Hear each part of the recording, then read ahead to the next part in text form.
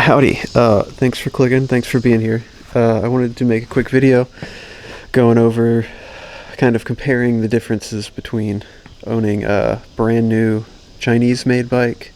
This is a Templar 250X. Bought it last year in July. Comparing it to my 1995 Suzuki DR350.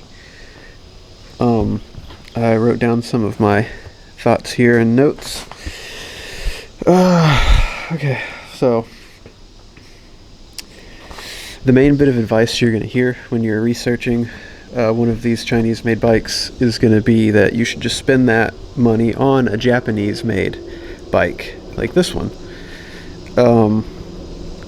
Since I own both and I've ridden both and I've worked on both of them, I decided that maybe I could give some insight on the subject.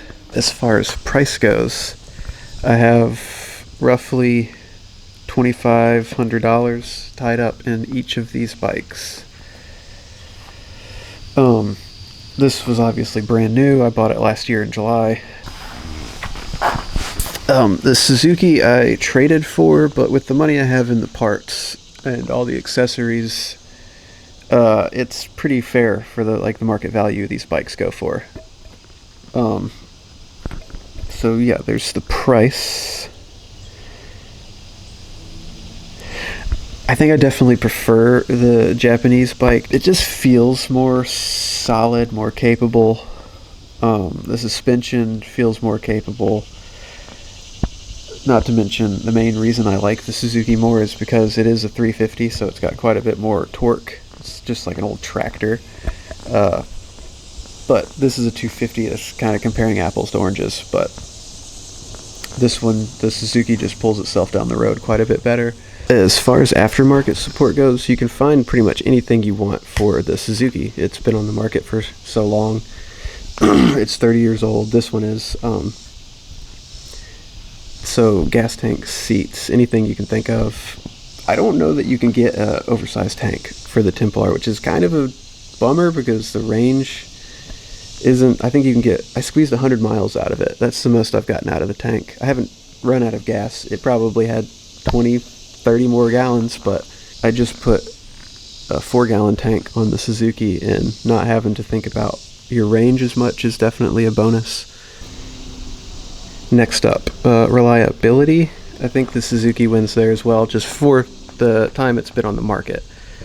The Templar hasn't been on the market for 30 years. It's making a good track record for itself so far. I've heard some pretty high mileage Templars out there, and the manufacturer of that motor has been pumping motors out for years and years, and all over Asia and all over the world. So I don't think you're going to really go wrong with either one. It mainly goes back to what you're looking to get out of it and what you're expecting.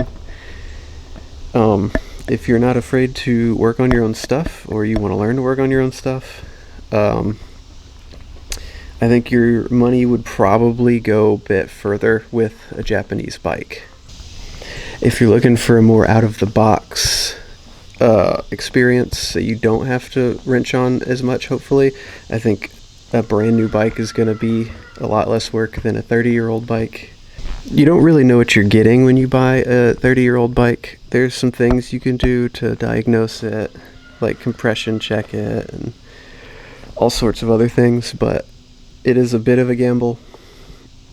But then again, kinda a Chinese bike kinda is too, in a way. The quality control isn't always the best, so you can get a lemon that way, but you just gotta kind of decide what you're wanting to do, what you think is worth it. So which one do I recommend? It's gonna depend. I can't make up your mind for you. You're gonna have to just spend your money and commit to one. I don't think you're gonna go wrong with either one. You might outgrow this bike, being that it's only a 250 in a year or two, but then you've got a second bike. You've got a buddy bike. My wife rides this bike now. It's an upgrade for what she had before. So, really depends. So, I guess I've been rambling long enough. If you have any comments, any thoughts on the matter, please comment them below. I love reading the comments. I don't get that many, but we're getting there. If you like the video, please like the video. But otherwise, thanks for being here. Thanks for hanging out. Thanks for listening. Have a good one.